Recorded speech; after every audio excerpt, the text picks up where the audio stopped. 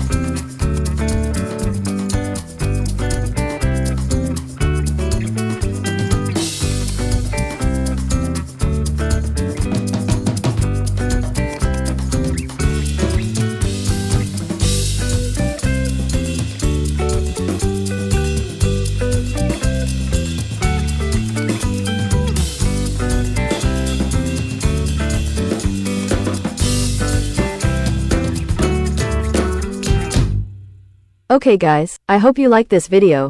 Don't forget to click subscribe and press the bell button so you can get notifications of the latest videos from this channel.